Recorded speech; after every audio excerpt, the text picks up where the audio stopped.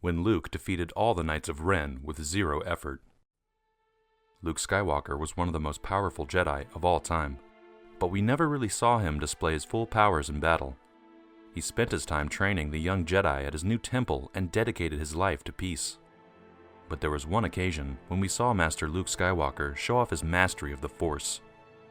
In that moment, single-handedly defeated the group of dark side users known as the Knights of Ren without even trying. This is that story. Around 15 after the Battle of Yavin, Jedi Master Luke Skywalker brought Ben Solo along on a trip to uncover some artifacts located on the planet of Elphora. It was first discovered by Lor San Tekka, an elder member of the Church of the Force. He escorted Ben and Luke on their trip.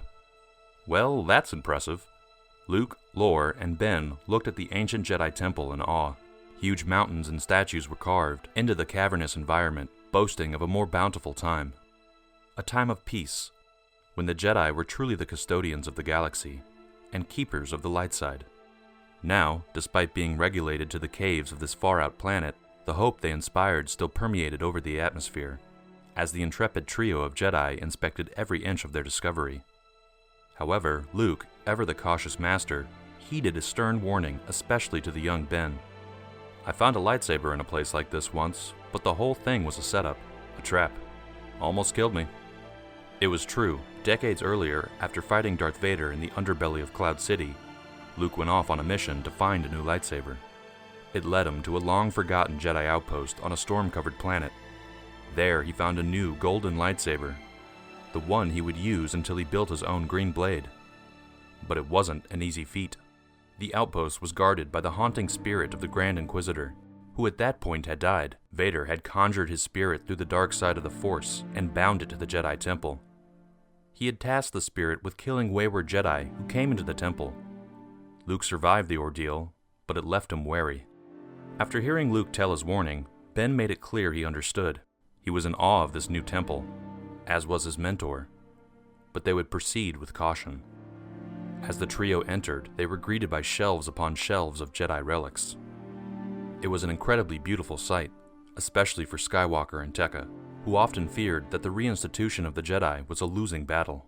They walked further, and Luke found a Jedi holocron. This might be even better than Jocasta Nu's cache. Think of everything we can learn, Luke wondered aloud. Luke began imagining all of the knowledge it may contain, and the endless amount they could learn from another time, a time when the Jedi were truly trusted. However, Ben's sights were set on the weaponry contained in the archive, as he inspected an ancient blaster weapon. Little did he know that this was the same rifle that Jocasta Nu had used to try to defeat his grandfather, Darth Vader, when the pair battled in the Jedi Temple. Before he could get any sour ideas, the young Padawan felt a worryingly cold presence in the Force. Luke felt it too. As they turned to the wall, the two Jedi and the Traveler saw masked warriors crawl out from the dark walls and crevices. These were the Knights of Ren, and their leader, Ren, was in the center. All masked, armed, and clad in black, it was clear this Jedi archive was not totally secret. After a prolonged standoff in silence, their leader, a hulking mass of evil, finally spoke. "Everything here is ours. We're going to take it. But how we take it is up to you." Luke remained calm as ever. The warrior surrounded Luke, Lor, and Ben. Skywalker stood his ground and made one thing clear. This was a Jedi outpost. It was the property of the Jedi Order. Everything in this temple belongs to the Jedi Order, which at that moment means me. I am the last Jedi. The dark side emanating from these unknown enemies was almost like an overpoweringly foul odor. Luke wasn't sure who they were. He had never met their kind before. They weren't Sith, not exactly, but Luke was smart enough to know they were trouble. Of course, the leader of the opposing warriors did not share Luke's way of seeing things, and to them his defiance was seen as aggression. Ren announced they would soon attack. "All right, let's show this old fool what's what, and get what we came here for." Ben attempted to defend his master's honor.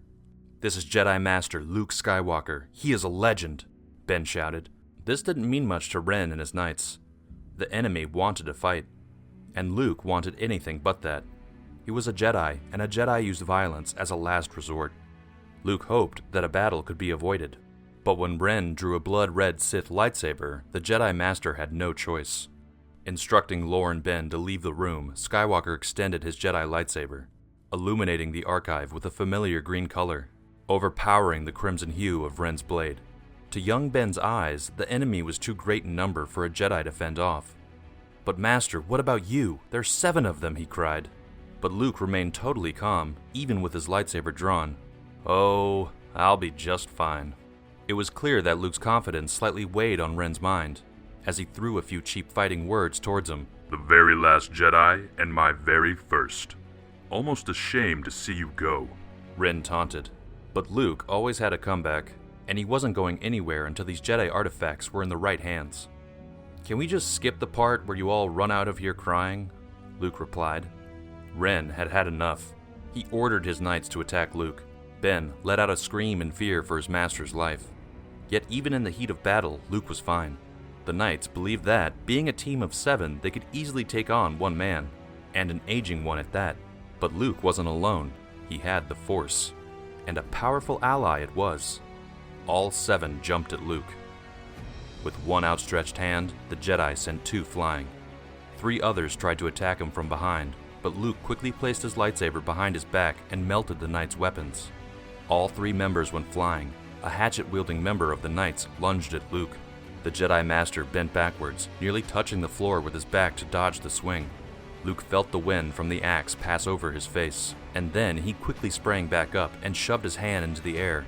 He sent both the axe-wielder and another knight of Ren flying into the pillars across the temple, cracking the hard stone. The knights were going down, one by one, much to Ren's anger. But the warrior was missing one key thing, and it was the reason that Luke could defeat the knights so easily. You use the dark side like a hammer, but the light side is a blade, and so am I. Luke's voice bellowed through the room, even while in the midst of battle. Ben and Lore were still there, standing off to the side. Ben had ignited his own blue lightsaber. He was ready for a fight. Ready to show how great of a Jedi he could be. Ready and foolish like all boys were. But he knew, watching his uncle in combat, that he wouldn't need to use his weapon today. Ben and Lore were in awe. They had never seen Luke Skywalker like this. He was like an old Jedi legend brought back to life. Lore remembered the old days, and he saw in Luke a greater Jedi than even the ones who fought during the Clone Wars. With nearly half the knights down, Luke showed no signs of letting up. "Had enough?" he asked. The Knights of Ren refused to surrender. They brandished their blasters and stood ready to continue the fight. But with a wave of his hand, Luke ripped all their weapons away, and using the Force, crushed them in the air above. Then all that was left was Ren himself, and he had the most powerful weapon in the room.